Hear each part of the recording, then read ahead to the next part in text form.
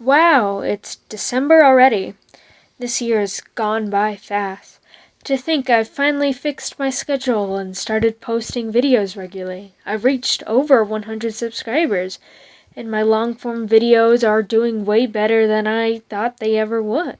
Wow, I think I can call this a good year. Wait, does this mean the footage I recorded last December and never turned into a video is almost a year old?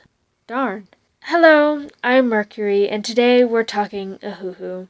So like I was saying, I actually recorded this to make into a video in December of 2023, and I was planning to post it sooner, but editing is my least favorite part of making videos, and this video would have taken quite a lot of editing, as I have like about 80 minutes of footage to go through.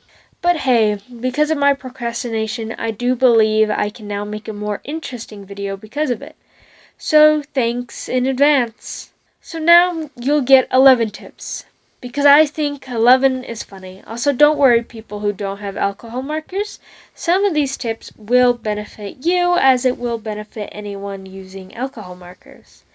Because I do have some line art and sketching tips that apply to more than just alcohol markers. Also, what's your personal favorite art supplies? Any art supplies that you struggle with using, like watercolor for me, which is another video I've been planning to make for almost a year now. Let me know in the comments. Now, this video is less of a review for the alcohol markers. I mean, I've been using them for about a year now, and I love them. There's not much more that I can say. Personally, I have the 120 pack of Ohuhu alcohol markers, and they come with two little swatching cards, which are very high quality. They're very thick and nice. And it also comes with this little plastic sheet thing that you can see in my video in the background there, that is really useful to put underneath paper so that it doesn't bleed onto the table and stuff.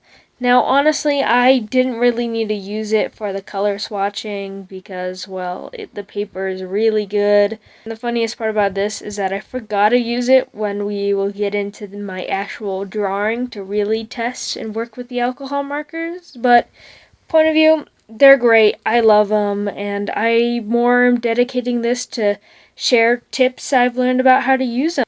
So I've wanted alcohol markers for a very long time. Most people were using Copic markers at the time, so of course those were the markers that I asked for when I was younger, and they're really expensive, like really expensive. But I still wanted them because I had the pleads, the taste, the desire for good quality art supplies. And now I did get to actually use Copic markers. These were the original things I've drawn. I've clearly improved a lot since then, but they were pretty good for my first time using alcohol markers. So at the beginning of 2023, when I saw a lot of Ohuhu content, and I mean a lot of it, and the Ohuhu markers, one reason why I went to this brand is because not only were they cheaper, they had the brush tips, and you can buy a single marker and don't have to buy a set. Which, personally, if you're ever going to buy art supplies, especially professional, really expensive art supplies, I would recommend first buying it in a big set, whatever one that you can afford, because it is cheaper to buy them together, but make sure that the brand can sell cup colors separately so that you can buy them individually, which will end up saving you more in the long run, because if you need another white, there's no point in buying a whole another maybe smaller kit of colors to get another white. It's just wasteful. That's why I like Prismacolors. And Ohuhu markers, on top of that, they don't just sell replacement markers. They also sell refill ink cartridges things, and that can end up refilling the marker like around 3 to 5 times, I believe. And that's overall one cheaper, while a little more effort than even just the replacement markers, which they didn't have these out at the time that I really was interested in Ohuhu, but I discovered them soon after, which just another top on why I like Ohuhu so much. And while I didn't get the biggest pack of Ohuhu markers, I did get 120 markers, which hopefully I will be able to buy the rest in the future. Now, I'm sure you could see from my color swabbing how just smooth, beautiful, and vibrant they are. If you can't, just know they are smooth, beautiful, and vibrant. And it was like digital art, which, as you can see, it's primarily what I do, and I mainly do that because of very smooth and vibrant colors. But the alcohol markers would allow me to draw traditionally while still being able to get those smooth, beautiful colors. And again, this is just why I wanted it. It was clean and amazing and beautiful, and when I actually got them, one of them exploded. Most of the damage wasn't on camera, but there is some. As you can see, my desk is perfect and clean here, but in the videos after this, you can tell that it's not perfect or clean anymore. Now, this isn't supposed to happen with alcohol markers, and I can't use that one marker to this day because every time I open it, it will cry and leak out because clearly it was not made properly. And Ohuhu hasn't ever reached out to me about getting a new marker, so that sucks, but honestly, it's whatever. It's one marker, and I still love them, and that only happened with one of them. All the rest worked perfectly fine. Anyway, in my personal life, whenever I'm testing out new art supplies, after swatching all the colors, I run them through the fruit test.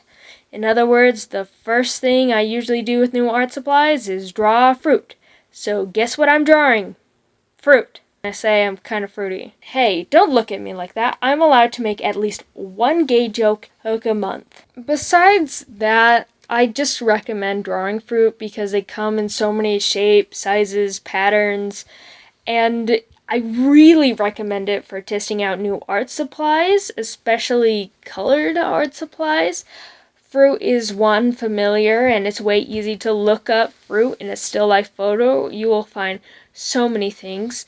Bonus tip, don't reference paintings. Referencing a photo is much more beneficial in a painting in this case. If you use tracing as a tool, the same applies, because art isn't always consistent or accurate with real life as an actual photo is. Unless you're studying an artist's work and style, lean on the edge of referencing actual photos. See, my videos aren't educational. But the main thing I'm trying to do with this fruit test is practice layering. I want to see how well I can layer these colors and how kind of close I can get to the actual image, which I will show my reference picture at the end. Also, yes, I will be using my white gel pen in the video, as you'll see later, just because I can. You can't stop me, and lots of fruit are shiny, so with my apple, you can see that I'm building up my colors, starting with light to dark, so they blend really beautifully. But I still do this almost a year later. Building up colors is probably one of the best ways to work with alcohol markers, because not only are the colors more interesting and accurate, they also are more smooth. Also, yes, this is your reminder that while I post a lot of digital art, I do a lot of traditional. I don't post a lot of my traditional pieces because I'm bad at taking pictures, so digital art is easier for me, so I don't need to take pictures of my work. So, yeah. Again, I just use digital because easy to obtain flat colors and because I suck at taking pictures. I will say I do have a stand for my camera though, so I could do more traditional stuff, but digital art is usually my plan, so I do lean into it heavily. Also, if you feel discouraged because this video is a video of me using alcohol markers, technically the second, but kind of the first time using them, because I do a lot of traditional art, specifically with colored pieces, He says, I layer on top of a lot. The main reason why my coloring is so good is because I'm using my knowledge and experience with other mediums to help me work with new ones. For example, my primary mediums besides digital art is actually graphite and colored pencils. So I either work with pencils in grayscale or pencils in color. And very, very good with pencils. You can ask, I guess, me. I don't know. Who else am I to refer you to? God? Anyway, there's also the reason this reason of using past experience is also why I'm not the best at watercolor, because I don't use mediums with brushes almost at all. I don't paint, and when I do, I'm usually not happy with it, because I'm very impatient. However, I did get better. I took a painting class, and I got better, so maybe you'll see me painting in the future. But I did say that the video in the background, my little speed draw of fruit, was recorded almost a year ago. So what have I learned about using alcohol markers in this time? I mean, I now use alcohol markers a lot, like a lot. So here are some tips and tricks sections about alcohol markers and what I've learned in my experience using them, and what I would say to someone who is new or less experienced with them. Number 1, always swatch your colors. Also organize your markers. This does 2 things. I know people who swatch as they go, which that's fine. I often do that too, but it really helps to just swatch all your colors. It helps you know what color is the best to use. And with organizing your colors, a lot of people do organize them, well, by color. But I would actually do them by your swatches. For example, if your coloring kit, like the Ohuhu does, has little swatch cards, I would organize them in the order that they come from on the little swatch cards. Because not only would that be easier to find them and place them back into the spot you want them to be in, it just makes it easier. And with Ohuhu especially, since it doesn't have individual sleeves, it has 4 sections for your markers in the 120 pack and 2 of the color swatching cards. So I divided the markers, putting the top half into one section, the bottom half into the right section, and repeated with the second card. And even though it isn't really in color order at all, it does make finding these specific markers way quicker, which means a lot less editing out me looking for colors, which has never been a bad thing. So if you want to make YouTube videos with alcohol markers, specifically recording you drawing the entire thing, that would help. Number 2, the blending marker is lies. To be fair, this goes for all blending tools. It doesn't matter if it's a marker, pencil, watercolor thing, or just anything. They don't work that well. In fact, this marker in particular actually picks up the color and doesn't blend them, which was great for coloring my grapes because of the harsh white lighting they were under in my reference photo. So knowing just what these blending tools do and how it will impact your other colors is very useful in any medium, because then you can work with them instead of try to use them in the way that they sound like they should be used, but then it doesn't actually help. Now for actual blending tips though. 3, don't be afraid to layer your colors. I talked about this earlier when talking about my fruit, but just in case you skip that section, because it just gets better results with blending. The colors look more smooth and professional, you could say, and it's also much easier to get closer to your reference photo. After all, even if you get the largest kit of any alcohol marker brand in the world, you don't have all the colors in the world, so blending them is really beneficial. Number 4, another blending tip is to take the 2 colors that you want to blend and then take 1 or more colors in between those colors. This depends, of course, on how different your colors are, for example. For example, if your colors were fairly similar, then you don't need to place anything. However, if they were really different, then you probably want quite a few in between. Also, you start by slowly transitioning from the lighter color to the darker color and remember to layer the in-between colors. If you don't have a large area to work with but still want a really smooth gradient, then color your darker area and touch the tips of your markers. And using the lighter marker, which now has some of the pigment from the darker, finish coloring it in, which it will eventually get lighter as you use it. There is some risk with this method, especially if the values on the markers are really, really different and the area is really small, because the lighter marker will not lighten up in time. To solve this problem, make a line on a different paper to help speed up this process and make it look better. Number 5, markers bleed. And that can even happen on good thick paper, especially when you're layering heavily. It's just a good habit to put a paper or 2, maybe 7, under your drawing so it doesn't bleed onto the surface you're drawing on or the next page of your sketchbook. 6, alcohol is a liquid, so it picks stuff underneath the drawing. If you are drawing on top of a piece of paper that you previously used to catch any bleed, or even this little Ohuhu thing that comes with the markers that is meant to catch the bleed of your drawing, the marker can potentially pick up the colors from those underneath things. It isn't very visible, especially the marker will pick up the colors. If there's only light colors underneath it, then you really don't have to worry because it isn't very visible. But however, if you are drawing lightly, for example, maybe a peachy color being used for a skin tone, and there happens to be some blue or purple underneath it, it will mess you up. Trust me, I learned this out a hard way. To avoid this, just change that top paper every so often, or wash this thing that I still don't know what it's called, and I don't think I ever will know what it's called, to avoid that from happening.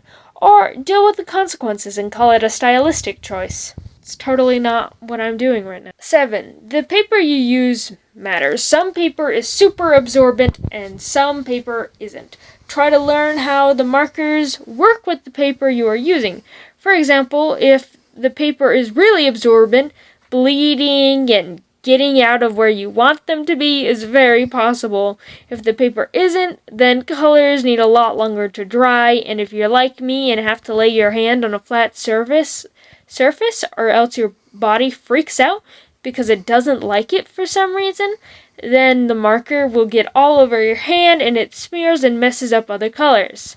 So yeah, that will happen. Just be aware of it and know the paper you're working on and use different papers depending on the drawing or the goal you want accomplished. Also, on that note, don't worry, I have some line art tips as well, because, well, my fruit doesn't have line art, most of my drawings do, so I still have experience in it. 8. Make sure that what you use to line with is water resistant. Once again, alcohol is a liquid. If you use a liner pen or liquid ink that isn't water resistant, the marker will pick up the color. If it's black or just whatever else you use, and it will muddy the color. Number 9. Now, even if your liner is water resistant, still be patient with it. No liner dries instantly. I mean, it is still made from ink, which is still wet, so it doesn't dry instantly, even if it's fairly water resistant. So if you want to avoid any chance of your colors being muddied by your line art, wait at least a few hours, if not a day, before you start coloring. The longer you wait, the less likely your marker will pick up the line art. Personally, what I ended up doing, since I usually drew a lot of my alcohol drawings in class, I would spend about 70 minutes doing the line art, and then the next day I would do that same with alcohol markers until my drawing was eventually finished. And trust me, waiting does work and it helps immensely. But what if you don't have the time to have it wait even an hour? Well, if you don't have the time, don't do line art until after you color. Yeah, you heard me right. Once you're done with the sketch, 1, lighten the sketch by gently erasing it so you don't see it too much under lighter colors, and then do your coloring on top of that. Once you finish coloring in your base colors and finish shading it, then do your line art on top of your colors. It's not that hard to do it this way, And it gives you no possible chance of your liner bleeding with your colors. And this is what I personally like doing now, which that has also caused me problems in the past. However, there is one problem with this. Tip number 11, your last tip. Graphite also messes with your colors. For those that don't know, and in case there's someone who doesn't, graphite is what pencils are made out of. It's often called pencil lead because lead is what was used to make pencil. However, then people started dying of lead poisoning, so now we use graphite. But most still call it pencil lead from at least my knowledge. Graphite does mess up your colors because alcohol markers are just so friendly and want to blend with everyone and everything. So draw lightly. This applies to anyone who uses sketches and alcohol markers or just anyone drawing in general. When you sketch lightly, it is easier to erase the sketch. Are able to erase the sketch completely, then there's no chance of that messing up your colors. And the same goes for even like colored pencils and other mediums to use. Bonus tip to drawing lightly. So a lot of people in my life say that they can't draw light. 1, liar. 2, hold your pencil differently. Yeah, the key to drawing is all in how you hold your pencil. I'm not even joking. When you want to draw dark or light, no matter how you hold a pencil, you can draw lightly or darkly no matter how you hold a pencil. However, how you hold the pencil makes it significantly easier.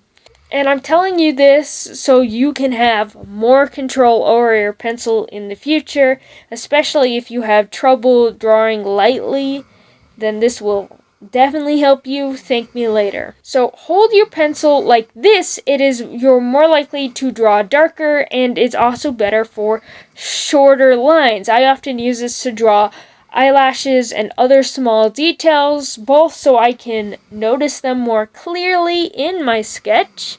Now, the main way I hold a pencil is like this. And it's way lighter and way easier, and therefore is way easier to erase. And it's great for longer strokes, which can help make your sketch look cleaner. Like, I'm pretty sure you've all heard the artist draw multiple circle loop. If you hold it flatter, it's easier to get a more perfect-ish circle shape without doing 20 billion circling lines. I could probably make an entire video on this topic alone, but that is just the basic. Hold your pencil like this if you want it darker, hold the pencil like this if you want it lighter. Well, yeah, that's my video. It certainly is a video. I hope you guys liked it, and should I do more similar videos in the future? Were there any tips you didn't know about or haven't thought about before? Also, yes, this is a call to action because making videos where people feel the need to comment and ask things is actually beneficial to a video, and I haven't been doing it, but hey, I'm trying to get better. And so I've got a question in the beginning and a question at the end, and maybe if you're here at the end, you should subscribe because I make videos and I like helping people. I also take drawing suggestions, so is there anything you want to see me draw, ask, and you probably will receive. Well, bye, have a good day/night, stay safe.